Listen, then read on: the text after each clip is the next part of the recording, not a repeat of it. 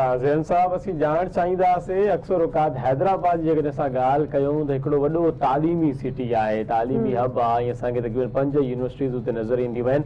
त तालीमी इदारनि में जेके स्टूडेंट इन में मुलविस थी चुका आहिनि, छा उहे बि बाक़ाइदा कारोबारी सतह ते इहो कमु कनि था पिया या सिर्फ़ु नशियावर शयूं ख़रीद करे उहो नशो कनि था पिया? उन्हनि जी रोकथाम जे लाइ यूनिवर्सिटी लेवल ते को जामिया प्लान मुरतब कयो वियो आहे?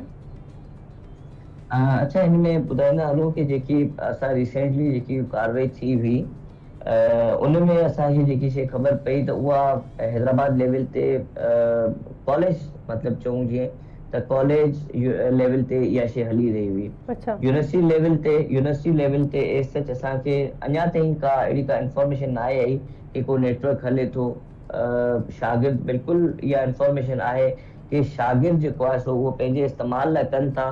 बाक़ी जेकी तव्हां ॻाल्हि कई कि हू पाण बि इन शइ जो बिज़नेस कनि था, उहा एज सच असांखे अञा इंफॉर्मेशन न आहे आई। कॉलेज लेवल ते बिल्कुलु जेको असां वटि केस इन हैंड आहे गुडी चढ़े वारो, उहो असांखे सरफेस ते आयो हो।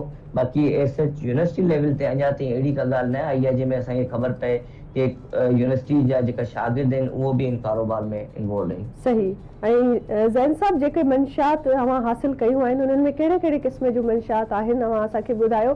जीअं त अक्सर असां ॿुधंदा आहियूं त अॼुकल्ह इंटरनेशनली शराब जो बि सेल्स जेका आहे उहा ॾाढी आम थी वई आहे, इज़ीली एक्सेस आहे। सो इन हवाले सां ॿुधायो त कहिड़े कहिड़े क़िस्म जूं मंशात जेके आहिनि अव्हांजे हथ लॻियूं आहिनि? ॾिसो, ॿ शयूं आहिनि इनमें न। हिकिड़ो आहे सिंथेटिक ड्रग्स, ठीकु आहे, ऐं ॿियो अचे थो गुटको मावो। ॿ क़िस्म जूं इहा असां इनखे कंदा आहियूं, कैटेगराइज़ कंदा आहियूं। मंशियात जंहिंमें अचे थी चर्स अची थी वञे, आइस अची थी वञे, हीरोइन अची थी वञे, वीड अची थी वञे, इहा जेको आहे सो मंशियात में अचनि थियूं। ॿियो अचे थो गुटको मावो जंहिंमें मैनपुरी अची थी वञे,